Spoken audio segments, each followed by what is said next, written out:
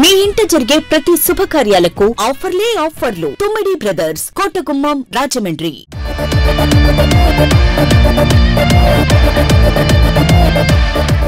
ఇప్పటికీ females message చేస్తుంటారు అమ్మాయిలు అయితే ఇప్పటికి మెసేజ్ చేస్తూనే ఉంటారు. మీరు ఎందుకంత త్వరగా పెళ్లి చేసుకున్నారు, మీరు ఎందుకంటే ఇంత బాగుంటారు. ఇంత ఎర్లీగా మ్యారేజ్ చేసుకోవడానికి ఏంటి రీజన్? బట్ మాది యాక్చువల్లీ ఇన్స్టాగ్రామ్ లవ్ స్టోరీ అనమాట. అసలు ఇలా మీరు ఏమైనా యాడ్ కూడా ఇచ్చేయచ్చేమో ఈ స్టైల్తో. బయట తిరిగేటప్పుడు జనాలు కొంచెం అట్రాక్ట్ అవ్వాలి, ఫోకస్ వెళ్ళాలి కదా. అంటే పైలట్, పోలీస్ ఇవన్నీ అవ్వడం కోసం యాక్టర్ అయిపోయారా? అన్నీ ఒకటేసారి అవ్వలేము కదా. అంటే ఇప్పుడు దొబ్బుద్ది ఒక 1 month జాబ్ చేయగానే. ఎమోషనల్గా చాలా పెయిన్ఫుల్గా అనిపించే సిచ్యువేషన్. యాక్చువల్లీ నాకు మా నాన్నమ్మ అంటే చాలా ఇష్టం అనమాట. ఆమె చనిపోతే నా లైఫ్లో ఒక పెద్ద పెయిన్ అనమాట.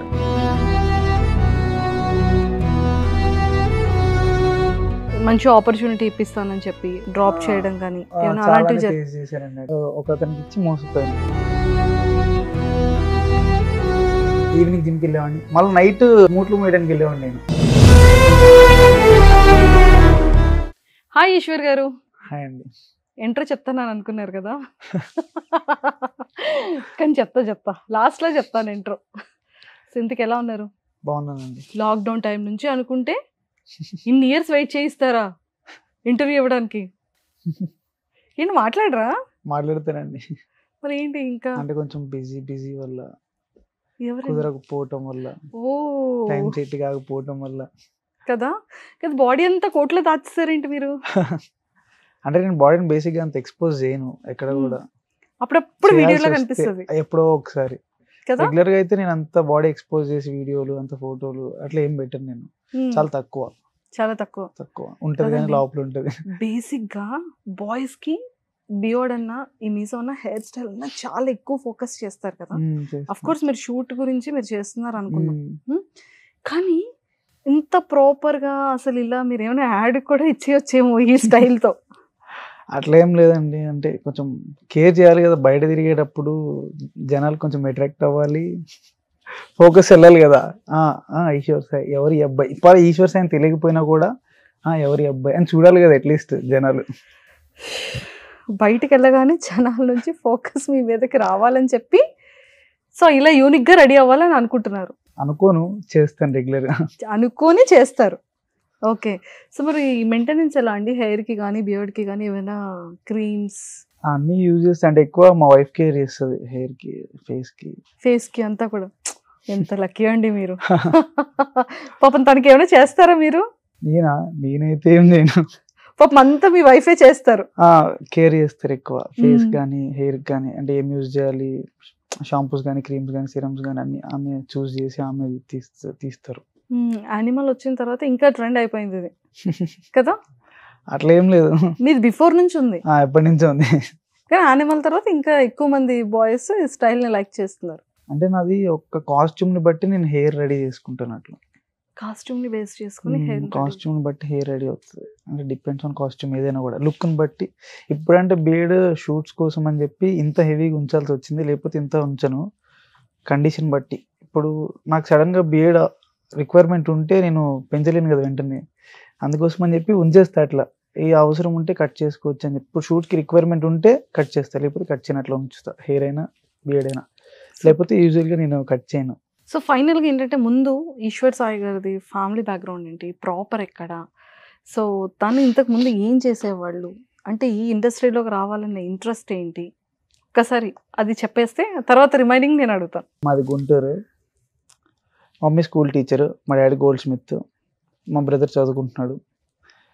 నేను స్టడీస్ చదువుకుంటూనే జాబ్ చేస్తూ అట్లా అంటే ఒక్కొక్క ఫినాన్షియల్గా అంత స్ట్రాంగ్గా లేకపోవటం వల్ల నేను చదువుకుంటూ పార్ట్ టైం చేసుకుంటూ, ఎట్ ద సేమ్ టైం నేను స్పోర్ట్స్ మీద ఫోకస్ చేస్తూ ఇంకా అట్లా అట్లా స్ట్రగుల్స్ ఫేస్ చేస్తూ ఇక్కడ దాకా రావాల్సి వచ్చింది. అంటే యాక్టింగ్ వైపు ఎందుకు ఇలా వెళ్ళింది కాన్సన్ట్రేషన్? నాకు చిన్నప్పటి నుంచి బేసిక్గా నాకు చిన్నప్పుడు కోరిక ఉండేది. ఒక క్లాస్లో అనుకున్నాను నేను పైలట్ అవ్వాలని, ఒక క్లాస్లో అనుకున్నాను నేను పోలీస్ అవ్వాలనుకున్నాను, ఒక క్లాస్లో అనుకున్నాను ఆర్మీ అవ్వాలనుకున్నాను. అట్లా 10th క్లాస్కి వచ్చేప్పటికి ఏదో ఒకటి అవ్వగలం లైఫ్లో, ఇన్ని అవ్వలేము కదా అని ఒక థాట్ వచ్చింది. యాక్టర్ అయితే పోలా, ఏ వేషం కావాలంటే ఆ వేషం వేయచ్చు, ఏ క్యారెక్టర్ కావాలంటే ఆ క్యారెక్టర్ చేయొచ్చు అని ఒక థాట్ వచ్చింది అనమాట.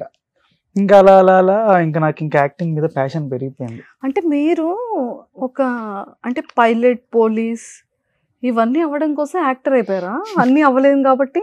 అన్నీ ఒకటేసారి అవ్వలేము కదా. అంటే కిక్ మూవీలో రవితేజ్ అంటారు కదా, కిక్ దొబ్బుద్ది ఒక 1 month జాబ్ చేయగానే.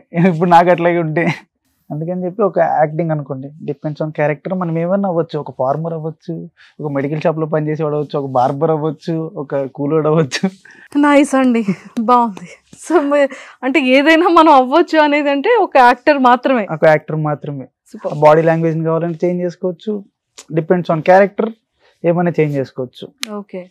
సో ఫినాన్షియల్ గా స్ట్రాంగ్ గా లేకపోవడంతో ఏది ప్రాపర్ గా చేయలేకపోయారు, యాక్టింగ్ మీద ఫోకస్ చేయలేకపోయాను. ఇన్నాళ్ళు నేను జాబ్ చేసింది ఇట్లా అంటే ఎట్లా అంటే నేను 7th క్లాస్ నుంచి నా ఎర్నింగ్ స్టార్ట్ అయింది. ఎట్లా అంటే నేను 7th నుంచి గుంటూరులో నేను మా డాడీతో పాటు వెళ్ళటం, మనీ ఎర్న్ చేయటం అట్లా చేసేవాడిని తిరుగుతూ. తర్వాత నేను జిమ్ స్టార్ట్ చేశాను. జిమ్ స్టార్ట్ చేస్తూ జిమ్లో ట్రైనర్గా చేయటం స్టార్ట్ చేశాను. ఇంకా అట్లా ట్రైనర్గా స్లో గ్రాడ్యువల్గా పెరుగుతా అట్లా ట్రైనర్గానే నాకు ఒక కెరియర్ అనేది స్టార్ట్ అయింది అనమాట. ఒక మనీ పాత్ అనేది అక్కడి నుంచి నాకు స్టార్ట్ అయింది. ఒక జిమ్ ట్రైనర్, ఫిట్నెస్ ట్రైనర్ కానీ నాకు స్టార్ట్ అయింది. ఇప్పటి వరకు కూడా నేను ఇట్లా నిలబడ్డానంటే నాకు అదే కాపాడింది. నేను నా లైఫ్లో ఒక యాక్టింగ్ కెరియర్కి కోసమే నేను హైదరాబాద్ షిఫ్ట్ అయ్యాను. వచ్చిన తర్వాత నేను నా లైఫ్లో ఒక రిగ్రెట్ ఫీల్ అయింది ఎప్పుడంటే, యాక్టింగ్కి వచ్చాను ఇట్లా అయిపోయింది లైఫ్ అన్నప్పుడు. ఒక 1 year నేను వేస్ట్ చేశాను. ఒక ప్రొడక్షన్ ఆఫీస్లో ఒక 1 year ఇన్హౌస్గా చేసి నా టైం వేస్ట్ చేశాను అనిపించింది అక్కడ. అప్పుడు నేను చాలా రిగ్రెట్ ఫీల్ అయ్యాను. 1 year నేను ఫినాన్షియల్లీ వీక్ అయిపోయాను. ఎట్ ద సేమ్ టైం నేను అనుకున్న టార్గెట్ రీచ్ కాలేదు. ఏమన్నా ప్రాజెక్ట్స్ ఏమైనా చేశానంటే అవి వెనక్కి తిరిగి చూసుకుంటే అవి ఏం లేవు. ఒక 1 year వేస్ట్ అయిపోయింది. ఆ 1 year వేస్ట్ అవ్వడంతో పాటు ఒక 2-3 years వెనక్కి వెళ్ళిపోయాను నేను. అప్పుడు దాకా నేను ఫినాన్షియల్లీ స్ట్రాంగ్ ఉన్నాను. అట్లా ఇంకా 2-3 years వెనక్కి వెళ్ళిపోయాను అనమాట. ఆ సేవింగ్స్ అదంతా ఆ 1 yearలో పెట్టాను. ఇంకా తర్వాత ఇప్పుడు నేను మళ్ళీ స్టేబుల్ అవుతున్నాను ఫినాన్షియల్గా. ఇప్పుడు యాక్టింగ్ మీద ఉన్నప్పుడు వెళ్ళటం, ఇంకా అంత ఫోకస్ చేయకుండా ఇంకా ఫిట్నెస్ మీదే ఫోకస్ చేయటం. ఇంకా ఇట్లా అన్నీ నేను ఇన్స్టాగ్రామ్ మెయింటైన్ చేయాలి, జిమ్ మెయింటైన్ చేయాలి, offline and online clients handle చేయాలి, ఎక్కడైనా క్లయింట్స్ ఉంటే వాళ్ళ మీటింగ్స్కి వెళ్ళాలి, షూట్స్ ఉంటాయి, ఇంకా అన్నీ మేనేజ్ చేయాలి. మోడలింగ్ చేస్తాను, ప్రమోషన్స్ చేస్తాను, ఇన్స్టాగ్రామ్ అన్ని డేలో ఇంకా ప్రతి అవర్ ఇంకా అట్లా షెడ్యూల్ చేసుకుని ఉంటుంది అనమాట. ఓకే. కానీ మంచి ఫ్యాన్ బేస్ ఉంది కదా, అంటే లైక్ టిక్టాక్ టైంలో ఉండేది. ఆ తర్వాత మళ్ళీ ఇన్స్టాకి ఎందుకు అంత గ్యాప్ ఇచ్చారు? అంటే ఆల్మోస్ట్ టిక్టాక్ అయిపోగానే చాలా మంది ఇన్ఫ్లుయెన్సర్స్ కానీ యూట్యూబర్స్ కానీ ఇన్స్టాని చాలా ఎక్కువగా యూజ్ చేసుకునేవాళ్ళు. వాళ్ళ ఫేమ్ ని వెంటనే ఇటు ఇన్స్టాకి షిఫ్ట్ చేశారు. మరి మీరు ఎందుకని అంత టైం టేకెన్ ప్రాసెస్ అయింది? మంచిగా మీ వైఫ్ తో సూపర్ కాన్సెప్ట్ లవ్ వీడియోస్ చేసేవాళ్ళు, ఎంత మంచిగా. ఇప్పుడు కెరియర్ మీద ఫినాన్షియల్ గా కూడా కొంచెం స్ట్రాంగ్ ఉండాలి కదా, అంత టైం ఉండాలి కదా ఫస్ట్. ఇప్పుడు కూడా నేను ఇన్స్టాగ్రామ్ లో రెగ్యులర్ పోస్టులు చేయలేకపోతున్నాను, ఎందుకంటే I'm not strong financially still now. అందుకని చెప్పి నేను ఇంకా అంత ఫోకస్ చేయలేకపోతాను. రీల్ చేయడానికి నాకు టైం దొరకట్లేదు. ఫస్ట్ ఆ షూట్స్ అని చెప్పి పొద్దున్న జిమ్ అని, తర్వాత ఆన్లైన్ క్లయింట్స్. నేను పొద్దున్న 5 o'clock లేస్తే నైట్ పడుకునేటప్పటికి ఇప్పుడు ప్రెసెంట్ సిచ్యువేషన్ అయితే 3-3:30 డైలీ నైట్. మళ్ళీ పొద్దున్న 5:30కి లేవాలి. ఇంకా మధ్యలో స్లీప్ ఉండదు. ఇంకా అట్లాగే డైలీ ఎట్లాగే నడుస్తుంది. ఇంకా ఆ టైంలో నాకు రీల్ చేసే టైం కూడా ఉండట్లేదు. నేను రీల్ చేయాలి, ఏమన్నా ప్రమోషన్ రీల్ చేయాలన్నా కూడా రేపు షెడ్యూల్ ఇవాళ ప్లాన్ చేసుకుంటాను నేను. 1 గంటలో ఇది అయిపోవాలి, 1 గంటలో ఇది అయిపోవాలి, 1 గంటలో ఇక్కడికి వెళ్ళాలి, 1 గంటలో ఇక్కడికి వెళ్ళాలి. వెంటనే మళ్ళీ 6 కల్లా ఆన్లైన్ సెషన్ ఉంటే మళ్ళీ ఆన్లైన్ సెషన్ కనెక్ట్ అవ్వాలి, మళ్ళీ 7కి నాకు ఆఫ్లైన్ ఉంటే మళ్ళీ అటు నుంచి ఇంకో జిమ్కి వెళ్ళాలి. అట్లా ఉంటుంది అనమాట షెడ్యూల్ అనేది నాది. చాలా బిజీ అయితే మీరు ఈరోజు చాలా టైం వేస్ట్ అయిపోయింది పాపం. ఇంత ఎర్లీగా మ్యారేజ్ చేసుకోవడానికి ఏంటి reason? But me love story ఒకసారి మాకు కూడా వినాలని ఉంది. ఆ లవ్ స్టోరీ కోసం చెప్పాలంటే మాది యాక్చువల్లీ ఇన్స్టాగ్రామ్ లవ్ స్టోరీ అనమాట. యాక్చువల్లీ ఫస్ట్ మా వైఫే నన్ను చూశారు, ఇక్కడ టిక్టాక్లో చూశారు. చూసి నాకు మెసేజ్ చేశారనమాట. ఇన్‌స్టాగ్రామ్‌లో మెసేజ్ చేశారు. నేను చూడలేదు. 2 డేస్ తర్వాత చూసి నేను హాయ్, హలో అని స్టార్ట్ చేశాను. మళ్ళా ఆమె ఒక 2 డేస్ తర్వాత హాయ్ అని స్టార్ట్ చేసింది. ఇంకా మళ్ళీ నేను 2 డేస్ తర్వాత అట్లా టైమ్ టేకెన్ ప్రాసెస్ అనమాట. ఇంక అట్లా క్లోజ్ అయ్యాం. అట్లా ఆమె కూడా లవ్ చేస్తుంది. బాగా కేర్ చేసేదనమాట. నాకు అది నచ్చింది. నాకు లైఫ్‌లో కేర్ చేసే వాళ్ళు దొరుకుతారా లేదా అనే ఒక క్యూరియాసిటీతో ఇంకా నేనేం చేశానంటే ఇంకా చూస్తున్నా. ఇంకా నాకు ఆమె కన్నా ఇంకా కేర్ చేసే వాళ్ళు ఎవరు కనిపించలేదు నాకు. ఇంకా అంటే ఇంకా మీరు కూడా కేర్ చేసే వాళ్ళు ఎక్కడ ఉన్నారు అనేది సెర్చ్ చేశారనమాట. అంటే ఫైనల్ గా ఆమెని ఫైండ్ అవుట్ ఇంకా నాకు దొరకరు ఇంకా అట్లాంటి వాళ్ళు. ఇంకా అంత కేరింగ్ పర్సన్. ఇంకా ఇప్పుడు నేను ఏం చేయాలన్నా కూడా నేను మా వైఫ్ చెప్తాను అనమాట. ఫస్ట్ ఇవాళ ఇది చేద్దాం అనుకుంటున్నా, కరెక్టేనా కాదా. నేను బేసిక్గా జనాల్లోకి అంత ఫాస్ట్గా వెళ్ళలేను, అంత త్వరగా ఎవరితో మాట్లాడలేను కూడా. నేను కొంచెం ఇంట్రోవర్ట్ అనుకోండి. అట్లా అంటే మరీ అంత ఇంట్రోవర్ట్ కాదు, యాంబివర్ట్ అనుకోండి. అంటే పరిచయం అయితేనే మాట్లాడగలుగుతా, పరిచయం లేకపోతే అసలు ఎంతసేపు అయినా సైలెంట్గానే కూర్చుంటాను. కానీ ట్రై కూడా చేయను మాట్లాడటానికి. నాకు భయం వేస్తుంది ఫస్ట్, స్టేజ్ ఫియర్, భయం. ఇప్పుడు ఇక్కడ కూర్చోవాలన్నా కూడా నాకు ఫస్ట్ అట్లా కూర్చొని కాసేపు ఆలోచించుకుంటూ ఏం కాదు. మా వైఫ్ కూడా ఫోన్ చేసి ఏం కాదు, నువ్వు టెన్షన్ పడకు, అంత బాగానే ఉంటుంది, నువ్వు ఫస్ట్ టెన్షన్ పడుకు, వాటర్ తాగు, కూర్చో అని చెప్తుంది అనమాట. ఫోన్ 5 మినిట్స్కి ఎలా ఉన్నావు, బాగున్నావా, పొద్దునుంచి ఏం తినలేదు, తిన్నావా, నిద్ర లేదు, నిద్ర వస్తుందా, ఎలా ఉంది అని అడుగుతూ ఉంటుంది 5 మినిట్స్కి ఫోన్ చేసి. ఇంకా అంతకన్నా కేరింగ్ నాకు ఇంకెక్కడ దొరకదు అనమాట.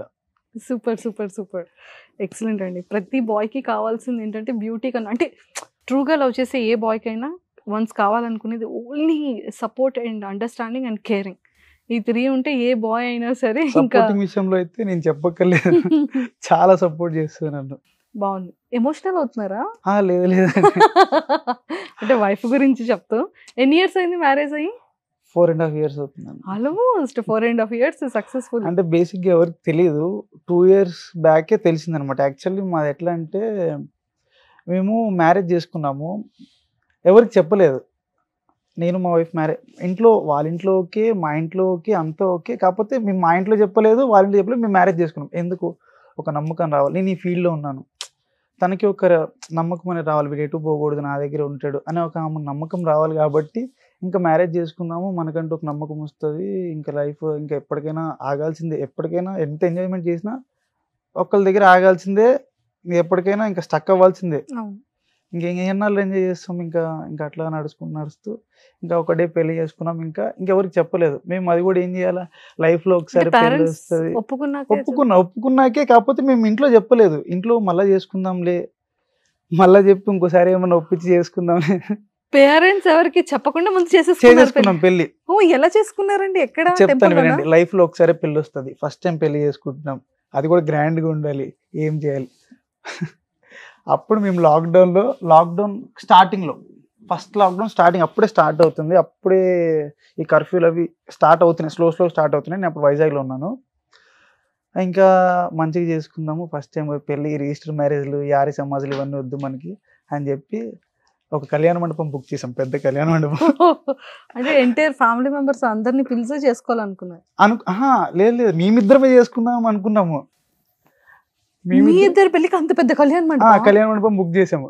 అక్కడ హార్డ్లీ వచ్చింది ఎంతమంది అంటే ఒక 5-6 మెంబర్స్ వచ్చింటారు అంతే. ఒక పంతులు, ఒక హెల్పర్, ఫ్రెండ్స్ ఒక 5 మెంబర్స్ అంతే. ఒక పెద్ద కళ్యాణ మండపం బుక్ చేసుకున్నాం. అంటే ఇంకా లైఫ్లో మళ్ళీ మేము పెళ్లి చేసుకుంటాం లేదు, ఇంట్లో వాళ్ళు ఒప్పుకున్న తర్వాత కూడా ఇంకెందుకు డబ్బులు వేస్ట్, ఆల్రెడీ చేసుకున్నారు కదా అంటారేమో అనే ఆలోచనలో మెమరీస్ ఉండాలి కదా లైఫ్లో. రేపొద్దున పిల్లలకి చూపించుకోవాలన్నా మేము ఇట్లా చేసుకున్నాం, మరీ గుడిలో పెళ్లి చేసుకున్నా అంటే ఫోటోలు ఎక్కడున్నారు అని అడిగితే ఏం చెప్పాలి అని చెప్పి మేము ఒక మంచి కళ్యాణ మండపంలో మంచి గ్రాండ్గానే చేసుకున్నాం పెళ్లి. కాకపోతే ఎక్కువ మంది లేదు, మేమే ఉన్నాం.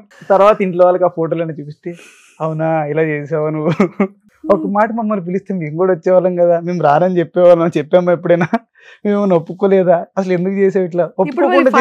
పేరెంట్స్ కి తెలిసి మళ్ళీ బోత్ ఫ్యామిలీస్ కలిపి చేసుకున్నారా లేదా మ్యారేజ్? మళ్ళీ ఇంకేం చేసుకోలేదు. మా లాంటి వాళ్ళందరికీ పిలిస్తే వచ్చేవాళ్ళం కదండి. మా మమ్మీ వాళ్ళు కూడా అదే చెప్పారు. వాళ్ళ మమ్మీ వాళ్ళు, మా పేరెంట్స్ అందరూ కూడా అదే చెప్పారు. చెప్పుంటే వచ్చేవాళ్ళం కదా, ఎలాగో కళ్యాణ మండపం బుక్ చేశారు, అంత బాగా చేసుకున్నారు.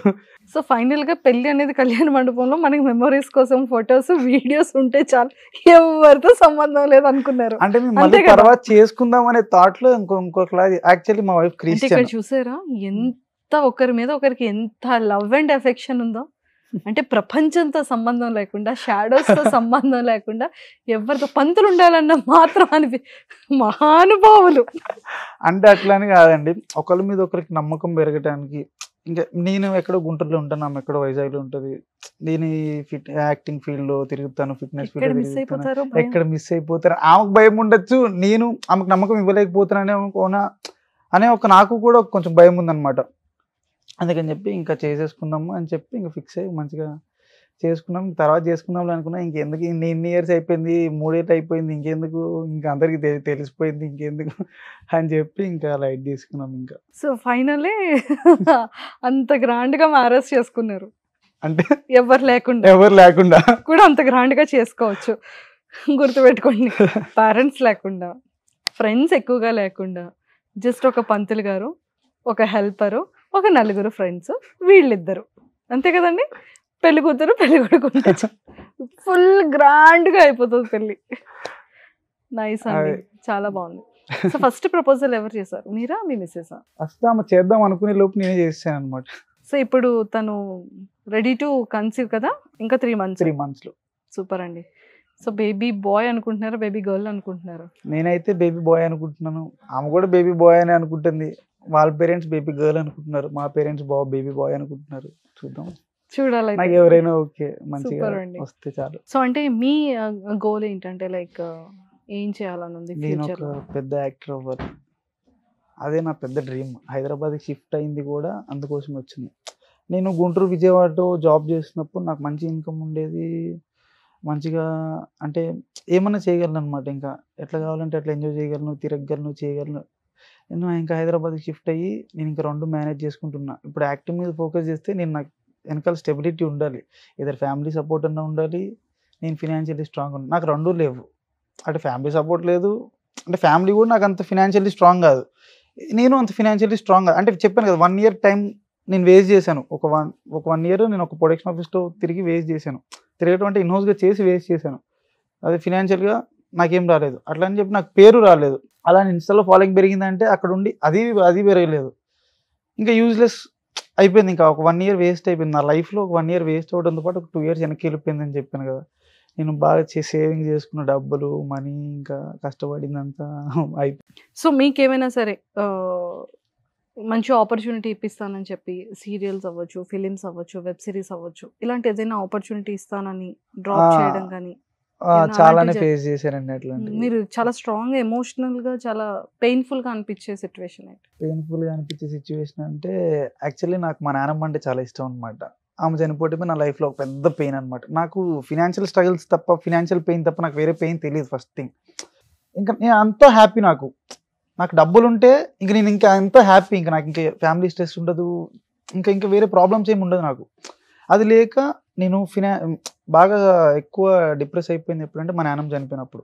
మా నాన్నమ్మ ఇంకా నాకు ఫ్రెండ్ లాగా, ఇంకా ఆమెతోనే నా లైఫ్ ఎక్కువ ట్రావెల్ చేశాను అనమాట. మా పేరెంట్స్తో కన్నా కూడా ఎక్కువ నేను ట్రావెల్ చేసింది మా గ్రాండ్ మదర్తో. నేను విజయవాడలో జాబ్ చేసేవాడిని, మా పేరెంట్స్ వాళ్ళు గుంటూరులో ఉండేవాళ్ళు. ఆమె నా కోసం అని చెప్పి విజయవాడలో వచ్చి ఉంది ఇంకా నా కోసం. ఇంకా నేను ఎన్ని ఇయర్స్ ఉంటే అన్ని ఇయర్స్ అక్కడే ఉంది, నాకు వండి పెట్టుకుంటూ నా కోసం ఉంటూ అట్లా. నేను ఏదైనా ఊరు వెళ్ళాలంటే కూడా ఆమె నన్ను తీసుకెళ్ళేది చిన్నప్పుడు. విజయవాడ వెళ్ళాలన్నా, తిరుపతి వెళ్ళాలన్నా, కాకినాడ వెళ్ళాలన్నా, రాజమండ్రి వెళ్ళాలన్నా, ఎక్కడ వెళ్ళాలన్నా ఆమె, ఎక్కడికి వెళ్ళాలన్నా ఆమె తీసుకెళ్ళేది. నేను ట్రిప్ వెళ్ళాలి, హాలిడేస్ వస్తున్నాయి, రేపు సమ్మర్ హాలిడేస్ అంటే ఆ ముందు రోజు ప్లాన్ వేస్తుంది, రేపు ఎక్కడికి వెళ్దాం సాయి, రేపు ఎక్కడికి వెళ్దాం అని చెప్పి ఆమె బస్సు ఎక్కించుకొని తీసుకెళ్ళి వెళ్ళిపోయేది. అట్లా దసరా హాలిడేస్ కానీ, సంక్రాంతి హాలిడేస్ కానీ, నా స్కూల్ డేస్, కాలేజ్ డేస్, ఇంకా నా జాబ్ చేసినంతసేపు నేను ఆమెతోనే ఎక్కువ పెరిగాను అనమాట. ఆమె నాకు ఎక్కువ ఆనందం అనిపించేది. మా మమ్మీ స్కూల్ టీచర్, బిజీ ఉంటుంది ఆమె స్కూల్లో ఉంటుంది. మధ్యాహ్నం నేను ఇంటికి వచ్చి తినేవాడిని అన్నం, మధ్యాహ్నం లంచ్ బ్రేక్లో ఇంటికి వచ్చి లంచ్ చేసేవాడిని. ఆమె తినిపించేది నాకు రోజు ఫుడ్. ఇంకా సడన్గా ఆమెకి ఏం హెల్త్ ఇష్యూస్ లేవు, ఏం లేవు. సడన్గా కాకినాడ వెళ్తూ బస్సులో చనిపోయారు అనమాట. అట్లా ఏం లేవు, ఓవర్ ఎక్సైట్ అయిపోయి బస్లో అంటే ఇంకా అయిపోయారు, స్ట్రక్ అయిపోయారు. ఇంక ఇంటికి తీసుకొచ్చి చనిపోయారు. ఇంకంతే. ఆమెకి ఒక షుగర్ లేదు, ఒక థైరాయిడ్ లేదు, బీపీ లేదు. ఆమెకి 70+ ఉన్నా కూడా ఆమె బాగా స్ట్రాంగ్ ఉంటుంది. అప్పటికి ఆమె మంచిగా నడుస్తూ తిరుగుతూ మేము రోజు, నేను జాబ్ చేసినప్పుడు నేను రోజు నైట్ టైం నేను ఆమె పార్లర్కి వెళ్ళటం, ఇంకా అట్లా ఇంకా నాకు ఇంకా ఆమె ఫ్రెండ్. నేను ఎక్కడ బయటకి వెళ్ళి సినిమాకి వెళ్ళాలన్నా ఆమె తీసుకెళ్ళేవాడిని, పార్లర్కి వెళ్ళాలన్నా ఆమెను తీసుకెళ్తాను, తినాలన్నా ఆమె, బిర్యానీగా తినాలన్నా ఆమె, పిజ్జా హట్కి వెళ్ళాలన్నా ఆమె, డామినోస్కి వెళ్ళాలన్నా ఆమె, కేఎఫ్సీకి వెళ్ళాలన్నా ఆమె, ఇంకెక్కడికి వెళ్ళాలన్నా ఆమె తీసుకెళ్ళాను. సడన్గా ఆమె బస్ ఎక్కి చనిపోయింది అనమాట. ఇంకా వెంటనే ఇంకా అట్లా అనమాట. యాక్చువల్లీ మా అత్త వాళ్ళు కాకినాడలో ఉంటారు, అంటే మా డాడీ వాళ్ళ సిస్టర్. వాళ్ళ దగ్గరికి ఒక 4 years తర్వాత వెళ్తున్నారు అనమాట. ఓవర్ ఎక్సైట్ అయిపోయి చనిపోయారు. ఓవర్ ఎక్సైట్మెంట్ కూడా అంత మంచిది కాదు. ఓకే. సో మిమ్మల్ని ఇలా ట్రీట్ చేసేటప్పుడు చాలా వరకు ఆపర్చునిటీస్ ఇస్తామని చెప్పి ఇప్పించేటప్పుడు అంటే అది చాలా బాధాకరమైనటువంటి సిచ్యువేషన్. నాకు స్టార్టింగ్లో ఎట్లా అంటే నేను రూపాయి చాలా దాసేవాడిని. నేనేంటంటే జాబ్ చేయాలి, చదువుకోవాలి. ఇప్పుడు దాకా నేను స్టడీస్ ఫినిష్ చేసింది కూడా నేను అన్ని స్కాలర్షిప్ల మీద ఫినిష్ చేశాను. నాకు ట్రావెలింగ్కి మనీ లేక కూడా నేను స్టడీస్కి బ్రేక్ చేశాను. అట్లాంటి సిచ్యువేషన్లో నేను డబ్బులు దాచిపెట్టి ఇప్పుడు పలానా ఆపర్చునిటీ ఇస్తామంటే నాకు తెలియదు స్టార్టింగ్లో. డబ్బులు పే చేయాలి, నువ్వు ఇట్లా ఇది నేర్చుకోవాలి అంటే, ఇది నేర్చుకోవాలంటే మేము ఇంత ప్రొడ్యూస్ చేయాలంటే నువ్వు ఎంతో కొంత ఇన్వెస్ట్ చేయాలి, నీకు సీరియల్ ఆఫర్ ఇస్తాం, నీకు ఈ క్యారెక్టర్ ఇస్తాం అని చెప్పి అట్లా కొంతమంది చేస్తున్నారు. కానీ ఇంకా తర్వాత తెలుసుకున్నాను, యాక్టింగ్ ఫీల్డ్లోకి వెళ్ళాలంటే మనం ఏం పే చేయక్కర్లేదు, మనకి పే చేస్తారని తర్వాత అర్థమైంది. అట్లా ఒక దగ్గర మోసపోయాను, ఒక అతనికి ఇచ్చి మోసపోయాను. తర్వాత ఏంటంటే నేను ఒక 30,000 తగ్గించాను, అది అయిపోయింది. తర్వాత నేను ఒక 20,000 దాచిపెట్టాను. ఇంకా తర్వాత మా పేరెంట్స్ని అడిగితే 5,000 అట్లా పోగు చేసి ఒక 30,000 దాచి నేను ఫిట్నెస్ ఫీల్డ్లో ఉన్నాను కదా, నాకు ఏదో కోర్స్ చేయాలి. అప్పుడు నాకు కోర్స్ లేదు. ఒక 2 years ట్రైనర్గా ట్రావెల్ చేసిన తర్వాత పెద్ద జిమ్కి వెళ్ళాలంటే నాకు ఏదో కోర్స్ చేయాలి, ఏదో ఒక సర్టిఫికేషన్ అయితే ఉండాలి. నాకు డబ్బులు లేదు. అక్కడ దాసిన డబ్బులు మొత్తం తీసి మమ్మీని అడిగి, డాడీని అడిగి అట్లా అడిగి కొంచెం డబ్బులు దాచి కోర్స్ చేద్దామని చెప్పి ఒకటికి గట్టే డబ్బులు వాడే జంపు. అది నాకు వర్స్ట్ సిచ్యువేషన్. అంటే ఎట్లా అంటే మా డాడీ గోల్డ్ స్మిత్, సడన్గా ఆయనకి హెల్త్ ఇష్యూస్ వల్ల ఇంకా ఏం వర్క్ లేదు ఇంకా ఇంట్లోనే. మా మమ్మీ టీచర్, ఇంకా ఆమె ఇంకా ఎర్నింగ్స్ మీద ఇల్లు నడిపించేది. ఇంకా తర్వాత నేను 7th నుంచి నేను స్టార్ట్ చేశాను ఎర్నింగ్. అప్పుడు నేను మా డాడీకి ఇట్లా ఉంటే అవ్వదు డాడీ, ఇల్లు నడవదు కదా అని చెప్పి నేను మా మమ్మీతో టిఫిన్ అవన్నీ వేయించుకొని, ఇడ్లీ దోశ అవన్నీ ఇంట్లో వేసుకొని నేను మార్కెట్లో తీసుకెళ్ళి అమ్మేవాడిని. మా డాడీని తీసుకెళ్ళి, మా డాడీకి ప్రెస్టేజ్ అనమాట. ప్రెస్టేజ్ అంటే ఎట్లా అంటే ఆయన అప్పుడు దాకా గోల్డ్ స్మిత్, మంచిగా బతికిన వాళ్ళు, అట్లా బయట తిరగాలన్నా ఫేస్ చూపించుకోవాలన్నా అవ్వదు కదా అని చెప్పి ఆయన థాట్లో ఉన్న. నేను అప్పట్లో ఒక సైకిల్ రెంట్కి తీసుకొని మా డాడీని వెనకాల ఎక్కించుకొని సంతలు తీసుకొని వెళ్ళేవాడిని. ఫస్ట్ day 1 నుంచి నేను స్కూల్ హాలిడే పెట్టుకొని మరి వెళ్ళాను. అట్లా వెళ్ళి నేను కొన్ని ఇయర్స్ అట్లా చేశాను. ఇంకా తర్వాత ఇంకా మా తమ్ముడికి హెల్త్ ఇష్యూ వచ్చిందనమాట. సడన్గా మా తమ్ముడికి హార్ట్ సర్జరీ అయింది, బ్రెయిన్ సర్జరీ అయింది. ఇంకా నాకు ఫినాన్షియల్లీ సపోర్ట్ కావాలి, ఇంకా కష్టపడాలి, ఏదో ఒకటి చేయాలి. అప్పుడు నేను ఏం చేసేవాడిని, పొద్దున్న జిమ్కి వెళ్ళేవాడిని, మధ్యాహ్నం కాలేజ్కి వెళ్ళేవాడిని, నైట్ జిమ్కి వెళ్ళేవాడిని, ఈవినింగ్ జిమ్కి వెళ్ళేవాడిని, మళ్ళీ నైట్ మూట్లు మోయడానికి వెళ్ళేవాడిని నేను.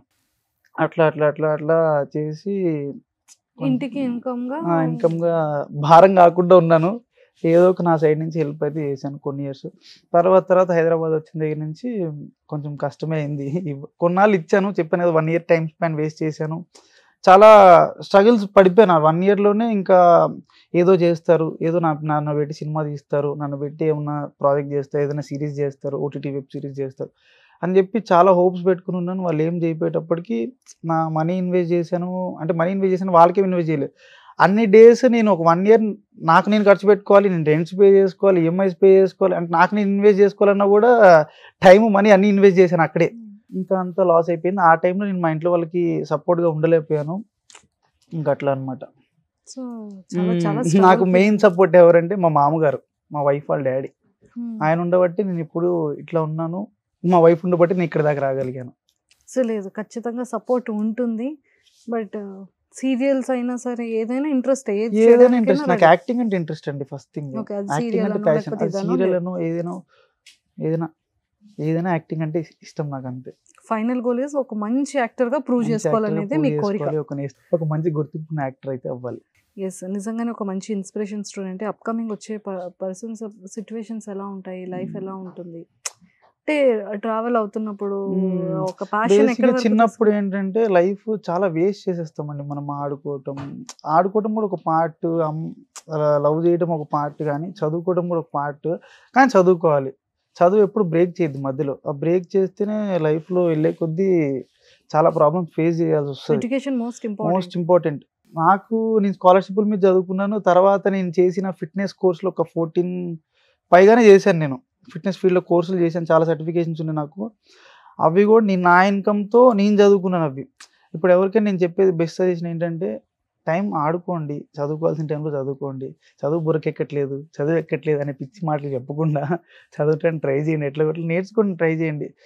ఇప్పుడు వాడికి చదువుకొని యాక్టింగ్ మీద ఇంట్రెస్ట్ ఉన్నా సరే, వాడు జాబ్ చేసుకుంటూ కూడా యాక్టింగ్ చేసుకోవచ్చు. వాడు యాక్టింగ్ చేయాలంటే, లేకపోతే వెనకాల ఒక 100 కోట్లు ఆస్తుండే యాక్టింగ్లో దిగాలి. వాడికి 100 కోట్లు ఆస్తి లేకపోతే ఏదో ఒక జాబ్ చేయాలి. ఏదో ఒక జాబ్ చేయాలంటే చదువుకోవాలి. చదువుకోలేకుండా వెళ్ళిపోవాలి, ఎక్కడికి ఎదిగిపోవాలంటే చాలా కష్టం అవుతుంది. కానీ స్టడీస్ కూడా చాలా ఇంపార్టెంట్ ఫస్ట్ థింగ్. కానీ వాడు ఒక గోల్ పెట్టుకొని చదువుకోవటం బెస్ట్. టాపర్ అవ్వక్కర్లేదు, మనం జాబ్ చేయగలిగే సత్తా వచ్చేదాకా చదువుకుంటే చాలు. బాగుంది ఈశ్వర్ సాయి గారు. అంటే లైక్ మీ జర్నీ, మీ ఇన్స్పిరేషన్, అంటే లైక్ ఫేవరెట్ యాక్టర్ ఎవరు? అల్లు అర్జున్. అల్లు అర్జున్ గారు. ఎందుకని?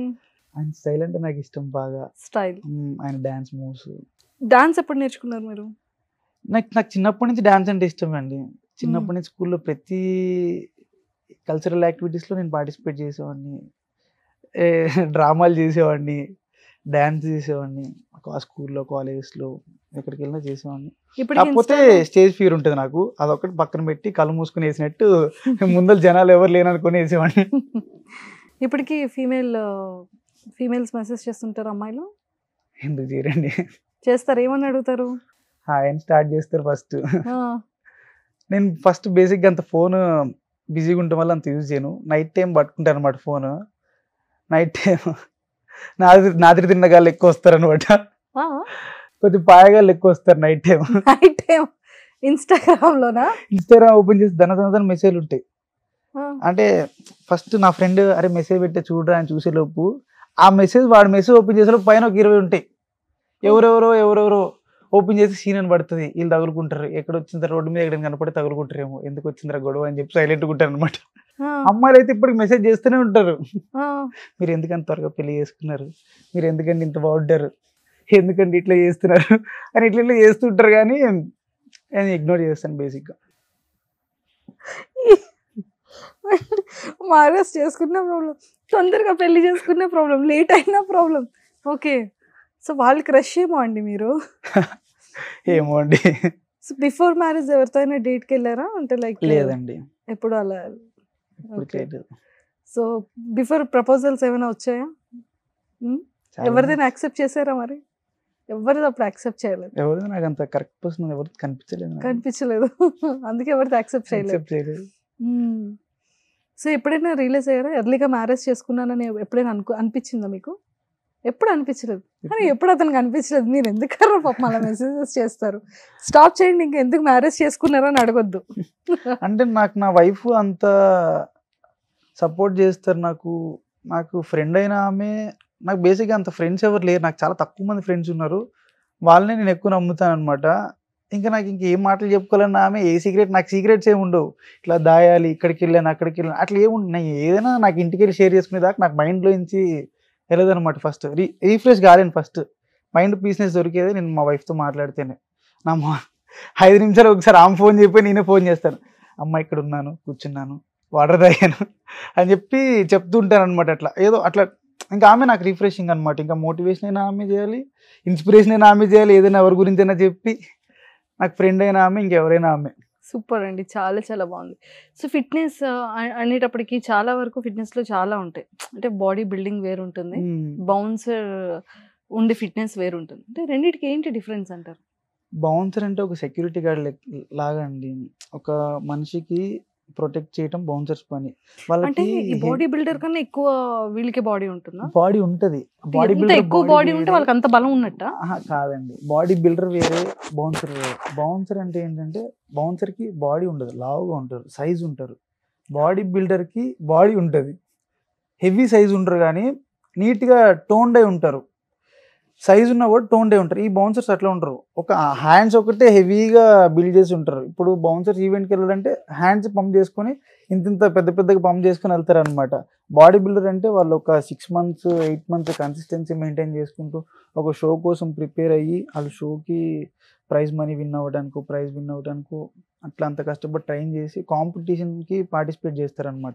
ఈ బౌన్సర్స్కి కాంపిటీషన్స్ ఏమి ఉండవు. బిర్యానీ తిన్నామా, జిమ్ చేసామా, పొట్ట పెంచామా, లావుగా ఉంటే చాలు. బౌన్సర్ అంటే బాడీ ఉండక్కర్లేదు, లావుగా ఉంటే చాలు. అంటే ఇప్పుడు ఒక మనిషి వచ్చి కొట్టడానికి వచ్చినా సరే అడ్డంగా నించుంటే ఆ మనిషి ఆగిపోవాలి అన్నట్టుంటే చాలు. బాడీ బిల్డర్ బేసిక్గా అంతంత ఉండరు. బాడీ బిల్డర్ ఎట్లా ఉంటారంటే ఒక 60 weight కేటగిరీలో కూడా షార్ట్ ఉంటారు, హెవీగా ఉండరు, టోన్డే ఉంటారు, నీట్గా ఉంటారు, చెక్కినట్టు ఉంటారు బాడీ మొత్తం. ఈ బౌన్సర్లు అట్లా ఉంటారు, ఒకటే బ్యాగ్లా ఉంటారు, అట్లా అనమాట. దానికి దీనికి తేడా అది. ఓకే. సో ఫిట్నెస్ అనేది అంటే మన జెంట్స్ అనుకోవచ్చు, లేడీస్ అనుకోవచ్చు, అంటే వాళ్ళని ఎంతవరకు హెల్తీగా చేస్తుంది ఫిట్నెస్ వల్ల యూజెస్ ఏంటి? చాలా మందికి ఇంజురీస్ ఉంటాయి, నీ ఇంజురీస్ ఉంటాయి, నీ పెయిన్స్ ఉంటాయి, జాయింట్ పెయిన్స్ ఉంటాయి, కొంతమందికి డయాబెటీస్ ఉంటుంది, థైరాయిడ్ ఉంటాయి, పీసీఓడి, హార్మోనల్ ఇంబ్యాలెన్స్, చాలా ప్రాబ్లమ్స్ ఫేస్ చేస్తుంటారు. వాళ్ళ లైఫ్ స్టైల్ చేంజెస్తో పాటు ఫిట్నెస్ కూడా యాడ్ చేస్తే వాళ్ళకున్న హెల్త్ ఇష్యూస్ అన్నీ కంప్లీట్గా క్లియర్ అవుతాయి నేను చెప్పను, కానీ హెల్తీగా అయితే ఉంటారు. అది మ్యాటర్. జెంట్స్ అంటే ఇంకా వాళ్ళ హెవీగా వర్క్ చేయడం వల్ల కూడా సడన్ గా వర్కౌట్స్ చేస్తూ హార్ట్ స్ట్రోక్ వచ్చేస్తుంది ఈ మధ్య. ఎందుకంటారు అది? వాళ్ళ కొలెస్ట్రాల్ అనేవి సరిగ్గా లేకపోవటం వల్ల, వాళ్ళకున్న ప్రెషర్స్ వల్ల వాళ్ళ కార్టిజోల్ అనే హార్మోన్ హై అయిపోతుంది అనమాట. అప్పుడు ఏమైంది, వాళ్ళ కొలెస్ట్రాల్ లెవెల్స్ అనే balance, lipid profiles regular check చేసుకోకపోయినా మందు తాగుతారు, సిగరెట్ తాగుతారు, జిమ్ చేస్తుంటారు. వాళ్ళకి ఏంటంటే వాళ్ళ హార్ట్ అంత పంప్ చేయలేదు, వాళ్ళకి ఏంటి బ్లడ్ థిక్నెస్ కూడా పెరిగిపోతుంది, బ్లడ్లో కొలెస్ట్రాల్ పెరిగిపోవడం వల్ల వాళ్ళంత అంత బేర్ చేయలేదు అనమాట వాళ్ళ హార్ట్ అనేది. అప్పుడు ఏంటి, వాళ్ళకి ఎంత వర్కౌట్ చేయించాలి అంతే వర్కౌట్ చేయించాలి. ఇప్పుడు మందు తాగొద్దంటే వాడు మనకి తాగలేదని చెప్తాడు, కానీ వాడు ఎన్ని తాగుతున్నాడు, బయటికి వెళ్ళి ఏం తింటున్నాడు, స్వీట్లు ఎన్ని తింటున్నాడో తెలియదు కదా మనం. ఇప్పుడు వీళ్ళు మనం ఓవర్ ట్రైన్ చేయడం వల్ల ఏమైంది అంటే వాళ్ళ హార్ట్ రేట్ అనేది పెరిగిపోతుంది కదా, వాళ్ళ హార్ట్ బేర్ చేయలేదు, అంత వర్కౌట్ని బేర్ చేయలేదు. అప్పుడు ఏమవుతుంది, సడన్గా హార్ట్ స్ట్రోక్, కార్డియాక్ అరెస్ట్ లాంటివి వస్తుంటాయి. ఇంకా సో కార్డియో థ్రెడ్మిల్ ఎంతసేపు చేయొచ్చు ఒక పర్సన్? డిపెండ్స్ ఆన్ క్యాలరీస్ అండి. మీరు తినేదానికన్నా ఒక 100 calories ఎక్స్ట్రా బర్న్ చేసినా కూడా మీరు వెయిట్ లాస్ అనేది అవుతారు. కాకపోతే దానికి ఒక క్యాలిక్యులేషన్ ఉంటుంది, దాన్ని బట్టి మీరు చేస్తే సరిపోతుంది. ఎక్కువ చేస్తే మీకు నీరసం వస్తుంది. తినకుండా మీరు ట్రెడ్మిల్ మీద నడిచి ఒక 10 kilometers 20 kilometers యూజ్ ఉండదు. తింటూ మీకు సరిపడా క్యాలరీస్ తీసుకుంటూ సరిపడా క్యాలరీస్ బర్న్ చేస్తేనే మీరు వెయిట్ లాస్ అవుతారు. మీరు ట్రెడ్మిల్ అయినా కూడా మీకు ఎండ్యూరెన్స్ని పెంచుతుంది, ఎట్ ద సేమ్ టైం మీకు ఎక్కువసేపు అవసరం లేదు, మీకు సరిపడా చేస్తే సరిపోతుంది. దాంతోపాటు మీకు స్ట్రెంత్ ట్రైనింగ్ కూడా కావాల్సి వస్తుంది, వెయిట్ ట్రైనింగ్ కూడా కావాల్సి వస్తుంది. ఎందుకు, మీకు కార్డియో వస్తే ఎండ్యూరెన్స్ పెరుగుతుంది, స్ట్రెంత్ పెరగదు. వెయిట్ ట్రైనింగ్ చేస్తే స్ట్రెంత్ పెరుగుతుంది. మీకు జాయింట్ పెయిన్స్, నీ పెయిన్స్ ఇట్లాంటివి రాకుండా అంటే మీకు స్ట్రెంత్ ట్రైనింగ్ చేయాలి. రెగ్యులర్గా మీరు కార్డియో ఎందుకు చేస్తారు, ఉన్న ఫ్యాట్ని బర్న్ చేయడానికి, క్యాలరీస్ బర్న్ చేయడానికి మీరు కార్డియో చేస్తారు. దానికి మీకు సరిపడా చేస్తే సరిపోతుంది, ఎక్కువ చేయక్కర్లేదు. 2 hours 3 hours అవసరం లేదు. ఇప్పుడు ఎవరికైనా డ్రాస్టిక్ చేంజ్, షూట్ ఉంది, వెంటనే కాంపిటీషన్స్కి వెళ్ళే వాళ్ళకి ఏంటంటే తగ్గిపోవాలి, 1 weekలో కాంపిటీషన్ ఉంటుంది, అప్పుడు వాళ్ళకి తప్పదు. ఇంకా వాళ్ళు తినేదానికన్నా 500-600 calories 700-800 calories ఎక్స్ట్రా బర్న్ చేయాల్సి వస్తుంది. అప్పుడు ఏం చేస్తారు, 2 hours ట్రెడ్మిల్ చేస్తారు, కంపల్సరీ చేయాల్సి వస్తుంది. ఇంకా సో ఫైనల్లీ అంటే ఫిట్నెస్ కూడా చాలా ఇంపార్టెంట్ ప్రతి ఒక్క పర్సన్ కి కూడా. మీరు ఇప్పటికీ కూడా ఫిట్నెస్ ట్రైనర్ గానే వర్క్ చేస్తున్నారు Manikonda. Super. Thank you Eshwar garu. అంటే లైక్ మంచి జర్నీ. సో ఎన్ని ప్రాబ్లమ్స్ ఫేస్ చేశారు, ఫ్యామిలీకి ఎలా సపోర్ట్ ఉన్నారు, ఒక వైఫ్ రిలేషన్కి ఎంత మీనింగ్ఫుల్ ఉంది. అన్నిటికన్నా నాకు బాగా నచ్చింది ఏంటంటే మీ మ్యారేజ్. పెద్ద ఫంక్షన్ హాల్ బుక్ చేసుకొని సో 5-6 members తో పెళ్లి చేసుకోవడం అంత గ్రాండ్గా. అంటే అప్పుడు కరోనా అప్పుడప్పుడే స్టార్ట్ అవుతుంది, చెప్పకుండా చేసుకున్నా. అది నాకు చాలా, నేను ఫస్ట్ ఆ విషయం కూడా చెప్పింది మా నాన్నమ్మకి, ఇట్లా లవ్ చేశానని చెప్పింది కూడా ఫస్ట్ మా నాన్నమ్మకి, పెళ్లి చేసుకుని చెప్పింది కూడా. నా సీక్రెట్స్ అని షేర్ చేసుకుంటే ఇంకా ఆమెతో మా ఇంట్లో షేర్ చేసుకున్నాను. నాకు మా ఇంట్లో వాళ్ళకి అడ్డగోడగా నిలబడేది మా నాన్నమ్మే. ఏం చెప్పాలని నేను ఆమెతోనే ఫస్ట్ ఏమన్నా పిచ్చి పని చేసినా, ఎక్కడైనా ఏదన్నా రోడ్ మీద ఏమన్నా చెత్త పని చేసినా కూడా ఫస్ట్ నేను వెళ్ళి నానమ్మ ఇలా చేశాను. ఇక నేను కింద పడ్డాను అనుకోండి, సైకిల్ మీద దెబ్బలు తేను, ఫస్ట్ నానమ్మ కింద పడ్డాను, దెబ్బలు తేని, ఇంట్లో చెప్పు కానీ ఇట్లా చెప్తాను. ఎంత హార్డ్ వర్క్ చేశారు, ఇప్పుడిప్పుడే స్టార్ట్ అవుతుంది. ఆ. ఇంకా 2024 ఇట్స్ న్యూ బిగిన్స్ అందరికీ కూడా. అవును. నిజంగానే మంచిగా సెటిల్ అవుతారు, మంచి థ్యాంక్ ఆపర్చునిటీస్ యూ, థ్యాంక్ వస్తాయి. యూ అండి. సో ఇంకా మంచిగా, ఇంకా ఫిట్నెస్ మీద ఇంకా చాలా మంచి వర్డ్స్ చెప్పారు. యాక్టింగ్ అంటే ఎంత ఇంట్రెస్ట్ కాబట్టి హోప్ఫుల్లీ మంచి ఆపర్చునిటీస్ రావాలని మనస్ఫూర్తిగా మా సుమన్ టీవీ వ్యూవర్స్ అందరి తరఫు నుంచి థ్యాంక్ యూ కోరుకుంటున్నాను. అండి. All the very best. Thank you so much.